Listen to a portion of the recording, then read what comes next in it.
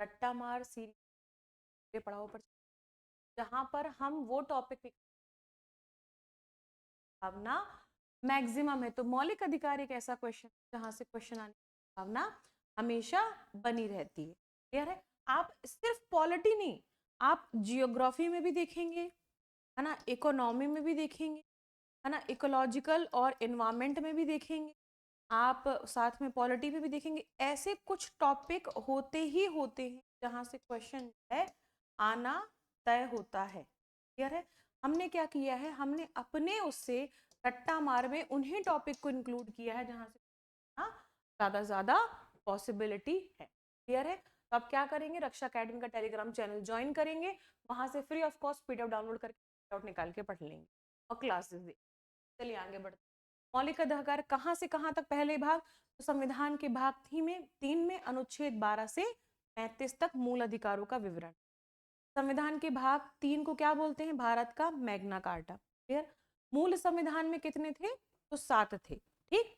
अब समता का अधिकार 14 से 18, स्वतंत्रता 1922, शोषण के विरुद्ध 23 और 24, धार्मिक स्वतंत्रता 25 से 28, संस्कृति और शिक्षा संबंधी 19 और 30, संपत्ति का अधिकार 31 और संवैधानिक उपचारों का अधिकार 32। बात कर रहे हैं, यह हम मूल संविधान की बात कर रहे हैं जहां पे हमको 7 दिए, बाद में इसमें चेंज किया गया। और क्या चेंज किया गया? संपत्ति के अधिकार को 44वें संविधान संशोधन 1978, 4 + 4 8, 1978 द्वारा मूल अधिकारों की सूची से हटा दिया। ठीक है? और इसे कहाँ ट्रांसफर कर दिया गया?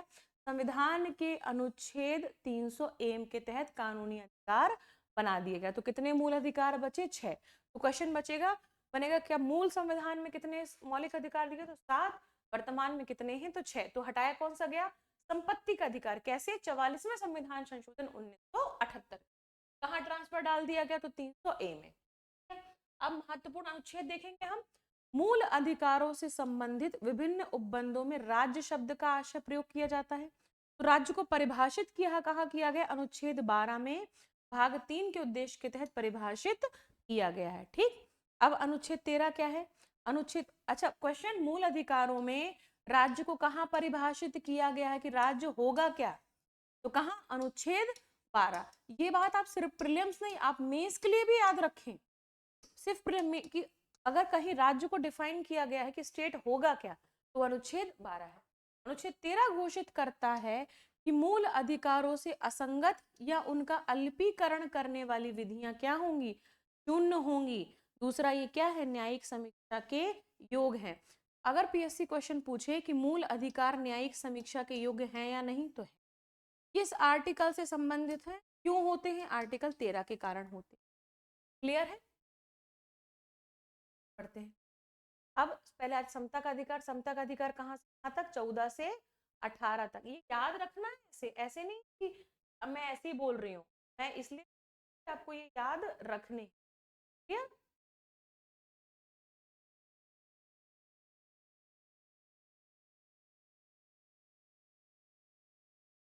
चलिए अब का अधिकार अनुच्छेद 14। तो अनुच्छेद 14 विधि, 2 चीजें यहाँ पे पढ़ने को मिली। एक विधि के समक्ष समता और विधियों का समान संरक्षण, ये 2 अलग अलग बातें हैं। कैसे? देखिए, भारत के राज्य क्षेत्र में किसी व्यक्ति को विधि के समक्ष समता और विधियों के समान संरक्षण से वंचित नहीं करेगा। प्रत्येक व्यक्ति, चाहे वह नागरिक हो या विदेशी, सबको यह अधिकार क्या है? लागू है। क्लियर? नोट क्या है? विधि के समक्ष समता कहां से लिया गया? यह ब्रिटिश मूल का विचार है। और विधियों का समान संरक्षण, यह अमेरिका का विचार है। क्लियर? तो ये वाला ब्रिटेन यानी कि यूके और ये वाला यूएसए है। पहली चीज तो ये। अब विधि के समक्ष समता का क्या मतलब है? कि अमीर गरीब ऊंचा काला, जाति में क्या है, धर्म क्या है, कोई मतलब। विधि के समक्ष सभी समान है। क्लियर? जो कानून किसी रईस पे लागू, वही किसी गरीब पर भी लागू होगा। विधियों का समान संरक्षण, हर विधि का समान संरक्षण होगा। विधि को संरक्षण देते समय भेदभाव नहीं करेगी। उसी प्रकार जिस प्रकार पर्यावरण भेदभाव नहीं करता, उसी प्रकार से विधि भी क्या करेगी? समान संरक्षित करेगी। आपको, मुझे, किसी और को, हम किस धर्म से बिलोंग करते हैं, किस जाति से बिलोंग करते हैं, किस क्षेत्र से, किस लिंग से बिलोंग करते हैं, ऐसा कुछ। विधियों का समान संरक्षण। क्लियर? अब अनुच्छेद 15, राज्य किसी भी के नागरिक के प्रति धर्म, मूलवंश, जाति, लिंग, और जन्म स्थान के आधार को लेकर क्या करेगा, विभेद नहीं करेगा, यानी कि आप किस जाति से हैं, किस धर्म से हैं, विभेद नहीं। ठीक। अनुच्छेद 16, राज्य के अधीन किसी पद पर नियोजन और नियुक्ति संबंधित विषयों में सभी नागरिकों के अवसर की समता होगी। क्लियर, अवसर की समता। अब आ जाते हैं अनुच्छेद 17, अस्पृश्यता। ठीक, अस्पृश्यता से उपजी किसी भी नियोक्ता को लागू करना क्या होगा, अपराध होगा, विधि के अनुसार दंडनीय होगा। अब एक चीज समझेंगे, अस्पृश्यता यानी कि क्या, इसे कहाँ डिफाइन किया गया, तो ना संविधान में डिफाइन किया गया है, ना ही भाई अधिनियम था 1955 वाला, उसे वहां पे अधिनियम डिफाइन किया गया। पर मैसूर न्यायालय ने, उच्च न्यायालय ने अनुच्छेद 17 के मामले में एक व्यवस्था दी थी कि शाब्दिक और व्यायीकरण की समीक्षा से परे इसका जो है ऐतिहासिक मतलब निकाला जाएगा। ऐतिहासिक मतलब का क्या मतलब, कि इतिहास में कुछ जातियों के साथ अछूतों का व्यवहार हुआ, वो इसमें कंसीडर किया जाएगा। क्लियर, तो अगर आपसे पूछे क्या अस्पृश्यता शब्द संविधान में डिफाइन है, तो नहीं है। क्लियर, आगे बढ़। अनुच्छेद 18, उपाधियों का अंत। ये क्या करता है, यह निषेध करता है कि राज्य सेना और विद्या संबंधी सम्मान के सिवाय कोई और उपाधि प्रदान नहीं करेगा। दूसरा, यह निषेध करता है कि भारत का कोई नागरिक विदेशी राज्य से कोई उपाधि प्राप्त नहीं करेगा, अगर करना चाहता है तो उसे राष्ट्रपति की अनुमति होगी। ये नहीं है कि कल के दिन उठ के मैं चली जाऊं और मुझे अमेरिका या कोई और देश मुझे उपाधि दे दे, मैं नहीं ले सकती। एक चीज और इसमें था क्या, औपनिवेशिक शासन के दिए जाने वंशानुगत, जैसे महाराजा, राज बहादुर, राय बहादुर, राज साहब, दीवान बहादुर आदि प्रतिबंधित किया गया, क्योंकि सब राज्य के समक्ष समता के अधिकार को क्या करते हैं, इसको उल्लंघन करते हैं। भाई क्यों एक ऐसा व्यक्ति जिसको उपाधि दी गई और दूसरे को, ठीक। अब दूसरा, इसमें केस है जिसके बारे में हम देखेंगे, बालाजी राघवन बनाम भारत संघ 1996। उच्चतम न्यायालय ने जिन उपलब्धियों को संवैधानिक वैधता को उचित ठहराया था, उनमें पद्म विभूषण, पद्म भूषण और पद्मश्री है। आप बोलेंगे ना कि भाई जब उपाधि नहीं सकते तो क्या, तो ये पुरस्कार है, पहली चीज तो ये। दूसरा हम समझे, न्यायालय ने कहा था ये पुरस्कार है, उपाधि नहीं, तथा अनुच्छेद 18 में वर्णित प्रावधानों का इनसे उल्लंघन नहीं होता। इस तरह से यह समानता के सिद्धांत के प्रतिकूल नहीं है, लेकिन उसमें कंडीशन है क्या, कि पुरस्कारों का पाने वाला व्यक्ति के नाम के प्रत्यय और उपसर्ग के रूप में इनका इस्तेमाल नहीं होगा, अन्यथा उन्हें पुरस्कारों को त्यागना होगा। आप पद्मश्री, पद्म विभूषण हैं तो आप उपसर्ग और प्रत्यय की तरह उनको इस्तेमाल नहीं कर सकते हैं, वह पुरस्कार है, उपाधि नहीं। क्लियर। अब स्वतंत्रता का अधिकार, आर्टिकल 19। आप पीवाईक्यू देखेंगे तो आर्टिकल 19 तो पीएससी ने सीधे लिखने के लिए दे दिया था मेन, तो हम ध्यान से पढ़ेंगे। सभी नागरिकों को 6 अधिकारों की गारंटी देता है। वाक अभिव्यक्ति स्वतंत्रता, तो इसमें क्या शामिल है, प्रेस की स्वतंत्रता। ठीक। अच्छा एक चीज और, वाक अभिव्यक्ति की स्वतंत्रता शामिल है तो क्या कुछ भी बोलने का अधिकार है, तो नहीं। क्यों, स्वतंत्रता और स्वच्छंदता में अंतर होता है। क्लियर है। शांतिपूर्वक निरायुद्ध सम्मेलन का अधिकार, क्लियर है कि भाई आप शांतिपूर्वक सम्मेलन कर सकते हैं। संगम, संघ और सहकारी समिति बनाने का अधिकार। भारत में कहीं भी आने जाने यानी कि अबाध संचरण का अधिकार। राज्य के किसी भी क्षेत्र में घूमने और बस जाने या निवास करने का अधिकार। मैं सोचूं कि मैं अब भाई केरला जाके रहूंगी तो मैं जा सकती हूँ, मुझे बसने का अधिकार है। कोई भी वृत्ति, व्यापार और कारोबार करने का अधिकार। अब एक चीज देखेंगे कि सहकारी समिति जो है वह 97वां संविधान संशोधन अधिनियम 2011 में किया गया था। मतलब यहाँ पर जो था, सहकारी समिति मूल संविधान में नहीं थी, 97वां संविधान है जिसको यहाँ पे मूल अधिकार बना दिया गया था। क्लियर। अच्छा अगला देख, अनुच्छेद 20, अपराध के लिए दोष सिद्धि के संबंध में संरक्षण। क्या क्या, कोई पूर्व पद कानून प्रभाव नहीं होगा, दोहरी क्षति नहीं होगी और स्वाभिशंसन नहीं। इसका मतलब क्या है, अपराध करने के समय जो कानून है वही कानून के तहत सजा मिलेगी। ये नहीं कि तुमने आज मर्डर किया था, पहले मर्डर की सजा फांसी थी या कारावास दिया गया, बाद में उसको फांसी में परिवर्तित किया गया तो अब तुम्हें फांसी भी मिलेगी। ये नहीं, जिस समय जो कृत्य किया गया उस समय उस कृत्य पर कौन सा कानून लागू था उसी के तहत जो है आपको सजा दी जाएगी। दोहरी क्षति नहीं, किसी व्यक्ति को एक अपराध के लिए एक बार से अधिक अभियोजित और दंडित नहीं किया जाएगा। पता चले बेचारे ने, किसी ने एक बार गलती से अपराध हो गया या कोई अपराध करके सजा भी भुगत ली, सब कुछ हो गया, दोबारा उसको फिर जेल में ठूस दी, नहीं ऐसा नहीं चले। स्वाभिशंसन नहीं, क्या किसी व्यक्ति को स्वयं के विरुद्ध न्यायालय में गवाही देने या उसके लिए अपने खिलाफ साक्ष्य देने के लिए बाध्य नहीं किया जाएगा। बहुत सीधी सिंपल सी बात है, आप मुझे साक्ष्य देने के लिए बाध्य नहीं। क्लियर? आगे बढ़ते हैं। अब अनुच्छेद 21 बहुत ही शानदार सारी चीजें पढ़ेंगे। कैसा? अनुच्छेद 21 क्या बोलता है? प्राण व दैहिक स्वतंत्रता का अधिकार। अगर एक लाइन में देखेंगे तो इसमें आता है प्राण व दैहिक स्वतंत्रता का अधिकार। अब क्या इसका मतलब सिर्फ पशुवर्त जीवन है? तो नहीं, हम देखेंगे ये आगे चल के बड़ा इंटरेस्टिंग हमको पढ़ने को। इसका पहले क्या है? किसी व्यक्ति को उसके प्राण व विधि द्वारा स्थापित प्रक्रिया के अनुसार ही वंचित किया जाएगा, अन्यथा नहीं। यानी कि आप इसको बोल सकते हैं जीवन जीने का अधिकार। ठीक है, चलिए अब इसमें 2-3 फैक्ट हैं जो हमने अभी अभी देखे हैं। पहला कौन सा? सुप्रीम कोर्ट ने हाल ही में मासिक धर्म स्वच्छता यानी कि मेंस्ट्रुअल हाइजीन को क्या किया है?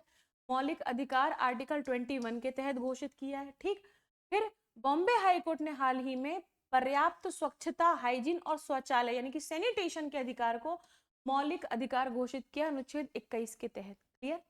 ठीक है। अच्छा, पहले अनुच्छेद 21 को सिर्फ प्राण व दैहिक स्वतंत्रता के आधार पर डिफाइन किया गया। क्या बोला गया? कि भाई किसी व्यक्ति को प्राण तभी ले रहा था विधि द्वारा स्थापित प्रक्रिया हो। ऐसा नहीं कि सरकार फांसी दे रही है और मैं भी घर में फांसी लगा रही हूँ किसी को, तो सही नहीं। प्राण व दैहिक स्वतंत्रता आपको जीने का अधिकार देती। कोई भी व्यक्ति आपको सिर्फ अगर सरकार अगर आपको बोला जाएगी तो वंचित कैसे किया जा सकता है? विधि द्वारा स्थापित प्रक्रिया के द्वारा। क्लियर है? इसका मतलब क्या है और इसका इतिहास क्या है हम देखते हैं। तो मेनका गांधी बनाम भारत संघ 1978 का मामला मील का पत्थर साबित हुआ अनुच्छेद 21 के लिए। ठीक, उसकी थोड़ा सा हिस्ट्री ये थी कि मेनका गांधी जी को 70 में सरकार ने उनका पासपोर्ट जब्त कर लिया, उनको बाहर जाने नहीं दिया गया। तो ये उन्होंने बोला कि यह मेरी स्वतंत्रता के अधिकार पे हनन है, उन्होंने केस दायर कर दिया। वहां से स्वतंत्रता का अधिकार है ना, जीवन, उसका एक डिफाइन चीजें बनी। तो हम देख लेते हैं। सुप्रीम कोर्ट ने अनुच्छेद 21 में व्याख्या की। पहला क्या? न्यायालय ने कहा कि इसमें प्राण के अधिकार को शारीरिक बंधनों से नहीं बांधा गया, बल्कि इसमें मानवीय सम्मान और इससे अन्य जुड़े पहलुओं को भी रखा गया। मतलब क्या? आप मानव होने के नाते मानवीय गरिमा के साथ जीना क्या है? आपका मूल अधिकार है। क्लियर है? इस फैसले के पहले माना जाता कि अनुच्छेद 21 केवल जीवित रहने तक सीमित, लेकिन मेनका गांधी केस के बाद कोर्ट ने कहा कि जीवित का अर्थ केवल पशुवत अस्तित्व नहीं है, बल्कि मानवीय गरिमा के साथ जीने का अधिकार है। क्लियर है? अब इसमें एक चीज और निकल क्या? स्वर्णिम त्रिभुज का सिद्धांत अधिकार में क्या? स्वर्णिम त्रिभुज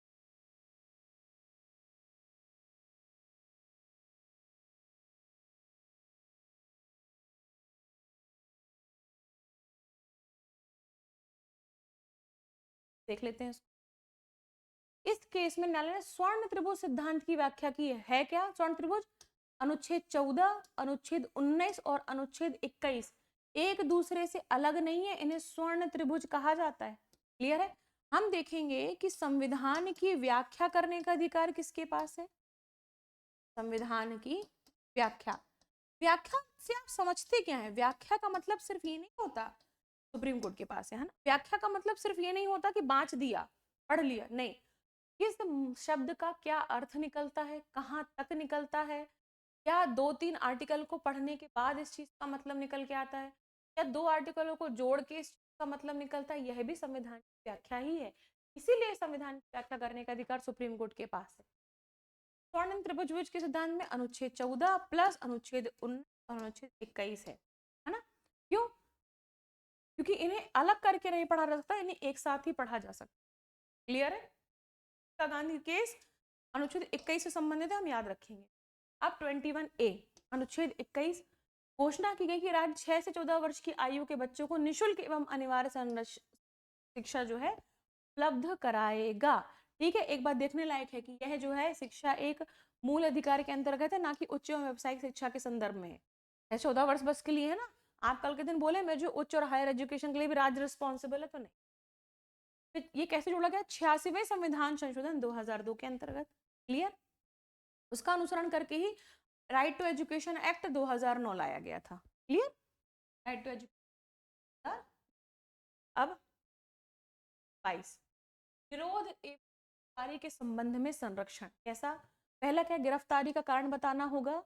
24 घंटे के अंदर जो मजिस्ट्रेट है पास का, उसको क्या करना पड़ेगा, दिखाना। अच्छा, 24 घंटे में आने जाने का समय इंक्लूड नहीं होता कि भाई यहाँ से निकले टाइम स्टार्ट, नहीं, ऐसा नहीं। यहाँ से आने जाने का टाइम जो मजिस्ट्रेट के पास जाने का है उसको टाइम इंक्लूड नहीं होता। तो पता चले कि पकड़ा बहुत दूर गया है, मजिस्ट्रेट यहाँ पर है, आ नहीं पा रहा है, तो उसका 24 घंटे हो गया। वकील से सलाह लेने का अधिकार, ये मूल अधिकार है हमारा। ठीक, अब शोषण के विरुद्ध अधिकार में कहा 23 और 24, तो अनुच्छेद 23 मानव दुर्व्यापार एवं बलात्श्रम का निषेध। मानव दुर्व्यापार शब्द में क्या क्या शामिल है? पुरुष एवं महिला एवं बच्चों की वस्तु के सामान खरीद बिक्री, क्लियर। महिलाओं और बच्चों का अनैतिक दुर्व्यापार, वेश्यावृत्ति भी इसमें शामिल है। देवदासी प्रथा और दास प्रथा। देवदासी प्रथा एक्चुअली साउथ में बड़ी चर्चा में थी। मंदिरों में लड़कियों को रख लेते दासी बनाकर, देवताओं की पूजा की जाती, परंतु अनैतिक दास प्रथा तो पहले से ही छोड़ा गया। वस्तु के समान खरीदी नहीं हो सकती, समझ गए? अच्छा, इस कृत्यों को रोकने के लिए संसद ने अनैतिक दुर्व्यापार निवारण अधिनियम 1956 बनाया। ठीक, चलिए आगे बढ़ते हैं। अच्छा, बेगार शब्द का क्या है? तो बेगार शब्द का अभिप्राय है बिना पारिश्रमिक काम कराना। क्लियर? भाई सर सैलरी दे नहीं रहे हो और क्या कर रहे हो, हमसे काम कराए जा रहे हो। क्लियर? और 23 बेगार के अलावा बलात् श्रम जैसे बंधुआ मजदूरी पर भी रोक लगाता है। बंधुआ मजदूरी क्या थी? पहले क्या होता था, जमींदार क्या करते थे, उधार दिए, उधार नहीं चुका पाए, अब चलो बंधुआ मजदूरी करो। पता चले वो उधार कब का चुक गया, बेचारा वो 15-15 सालों से काम करे पड़ा, उधार ही नहीं चुक रहा उसका, बंधुआ मजदूरी। अनुच्छेद 24 कारखानों आदि में बालकों के नियोजन का निषेध करता है। कैसा? किसी फैक्ट्री, खान या खदान या अन्य परिसंकटमय गतिविधियां, है ना। परिसंकटमय गतिविधियां कैसे? कोई निर्माण का काम चल रहा हो, क्लियर। ठीक, कहीं खदान है, पता चले कोयला खदान है, कहीं की खदान है, मीथेन गैस आ रही है, आपने बच्चों को लगा दिया, तो नहीं, आप नहीं कर। अथवा रेलवे में 14 वर्ष से कम आयु के बच्चों का नियोजन प्रतिषेध है। ये 14 वर्ष से कम आयु के बच्चों को हम याद रखेंगे, क्लियर है? ठीक, लेकिन यह प्रतिषेध किसी नुकसान या पहुंचाने वाले अथवा निर्दोष कार्यों में प्रयोजन का प्रतिषेध नहीं।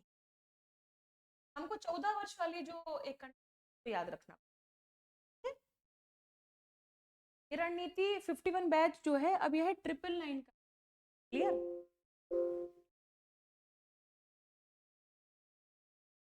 हो गया, ये चीज ये मिल गई है आपको कि आपको रणनीति 51 बैच तो मिल ही गया है, इसमें एमपी जीके का रिवीजन भी मिल गया है, इसमें आपको 100 टेस्ट भी मिल गए हैं। अब इससे ज्यादा और क्या ही लोगे यार आप, क्लियर है? तो रणनीति 51 बैच ले लीजिए, रट्टा मार देखिए, 51 टॉपिक वहां से कंप्लीट करिए, आराम से भी 60 65 70 दिन है, आराम से पीएचडी निकल जाएगा, प्रीलिम्स हो जाएगा, क्लियर है? चलिए मिलते हैं हम अगली क्लास में। जय हिंद, जय भारत।